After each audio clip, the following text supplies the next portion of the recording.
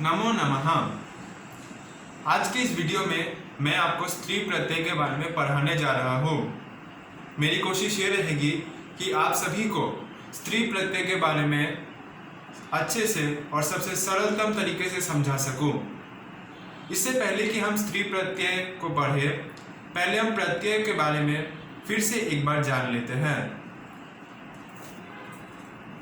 प्रत्यय ऐसे शब्द हैं जिनका स्वयं का स्वतंत्र रूप से कोई अर्थ नहीं होता, परंतु यह किसी भी शब्द के या धातु के साथ पीछे जुड़कर उसके अर्थ को बदल देते हैं। अब प्रत्यय के मुख्यतः 3 प्रकार होते हैं: कृत प्रत्यय, तद्धित प्रत्यय और स्त्री प्रत्यय। आज हम स्त्री प्रत्यय के बारे में पढ़ेंगे। स्त्री प्रत्यय का उपयोग किसी पुल्लिंग शब्द को स्त्रीलिंग में परिवर्तित करने के लिए किया जाता है। यानी कि किसी भी पुल्लिंग शब्द को स्त्री प्रत्यय के प्रयोग से हम स्त्रीलिंग शब्द बना सकते हैं। आज के वीडियो में हम 2 मुख्य स्त्री प्रत्ययों के बारे में पढ़ेंगे। वो है टाप प्रत्यय और दीप प्रत्यय। पहले हम टाप प्रत्यय के बारे में पढ़ते हैं। टाप प्रत्यय अकारांत तथा अजादिगण के पुल्लिंग शब्दों को स्त्रीलिंग बनाता है। इसका आशेष रहता है। यानी कि टाप प्रत्यय का प्रयोग अकारांत पुल्लिंग शब्द, यानी कि जो पुल्लिंग शब्द होते हैं और जिनके अंत में आ रहा हो, उन शब्दों के साथ टाप प्रत्यय का प्रयोग होता है। और जब टाप प्रत्यय का प्रयोग होता है किसी भी शब्द के साथ, तो उसमें से ट और प का लोप हो जाता है और शेष रहता है आ। अब हम इसके उदाहरण देखते हैं। वत्स जमा टाप। वत्स का अर्थ होता है शिष्य। यदि यह शिष्य एक बालक हो, यानी कि कोई पुल्लिंग हो, तो हम उनसे कहते हैं वत्स। यदि वो शिष्य कोई स्त्रीलिंग हो, यानी कि कोई बालिका हो या कोई महिला हो या कोई स्त्री हो, तो हम उससे कहते हैं वत्सा। वत्स जमा टाप। टाप से शेष आ रहा, वत्स के साथ आ जुड़ के शब्द बना वत्सा। ठीक उसी तरह प्रथम जमा टाप शब्द बना प्रथमा। उत्तम जमा टाप शब्द बना उत्तमा।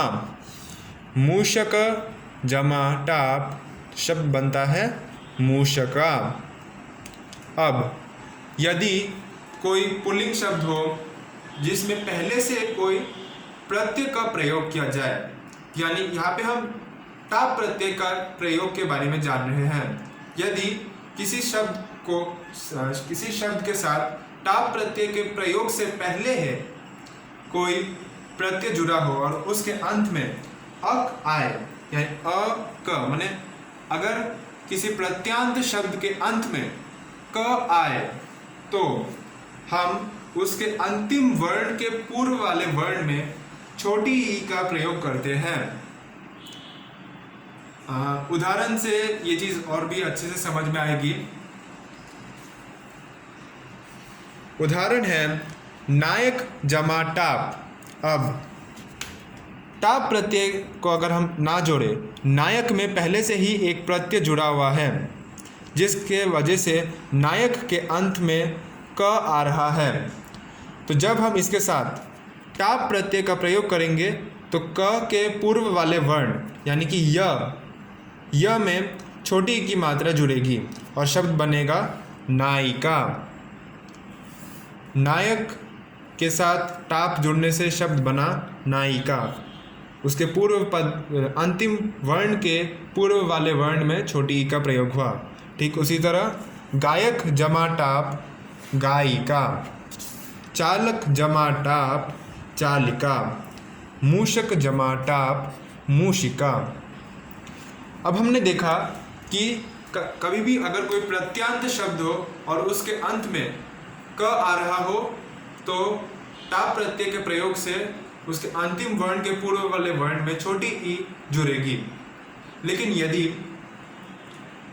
कोई शब्द हो जो प्रत्यंत ना हो और फिर भी उसके अंत में क आ रहा हो तो उसमें यह वाले नियम का प्रयोग नहीं होगा, यानी उसके अंतिम वर्ण के पूर्व वाले वर्ण में छोटी का प्रयोग नहीं होगा।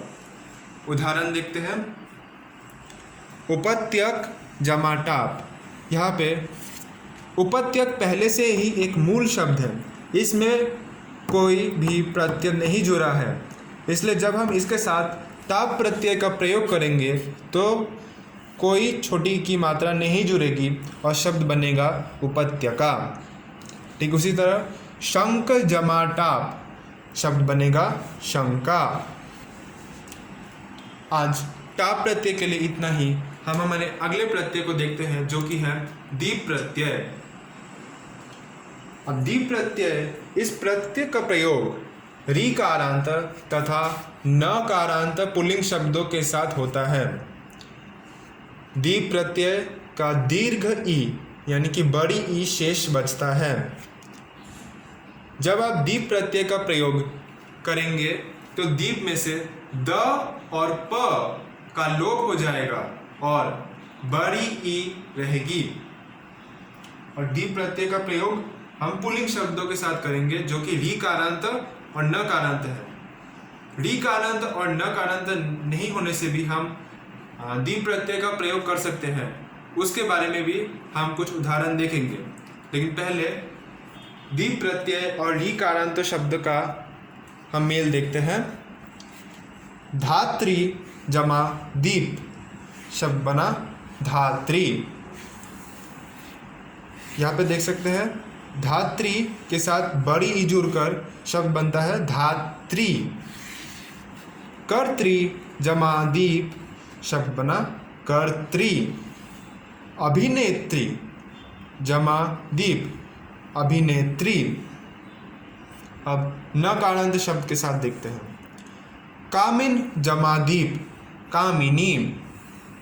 प्रियवादिन जमा दीप प्रियवादिनी। यहाँ पे कामिन के अंत में न है, न के साथ दीप का प्रयोग से शब्द बना कामिनी। उसके अंतिम वर्ण में बड़ी ई या दीर्घ ई का प्रयोग हुआ है। उसी तरह प्रियवादिन जमा दीप प्रियवादिनी। अब यदि कोई शब्द पुल्लिंग हो और उसके अंत में नकार या रीकार न हो तब भी हम उसमें दीप प्रत्यय का प्रयोग कर सकते हैं। इसके कुछ उदाहरण निम्न हैं। गोप जमा दीप शब्द बना गोपी। प में बड़ी ई जुड़कर शब्द बनता है गोपी। मृग जमा दीप मृगी। बलवत जमा दीप बलवती। गुरु जमा दीप गुरवी।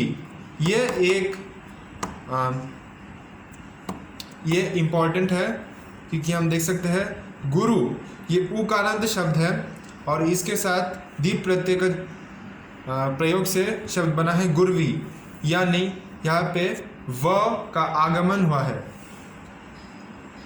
अब हमें ये याद रखना है कि स्त्री प्रत्ययों का प्रयोग हमेशा पुल्लिंग शब्दों के साथ होता है। हमें ये भूल नहीं करनी है कि किसी भी स्त्रीलिंग पद के साथ हम दीप या टाप प्रत्यय का प्रयोग करें, क्योंकि स्त्रीलिंग पद को स्त्रीलिंग में वापस परिवर्तित नहीं किया जा सकता। और हमें यह ध्यान रखना है कि पितृ के साथ कभी भी कोई भी स्त्री प्रत्यय का प्रयोग नहीं होगा, क्योंकि पिता का कोई भी स्त्रीलिंग रूप नहीं बनता है। तो आज मेरी तरफ से इतना ही। मैं आशा करता हूँ कि आपको स्त्री प्रत्ययों के बारे में समझ में आया होगा। धन्यवाद एवं शुभ दिन।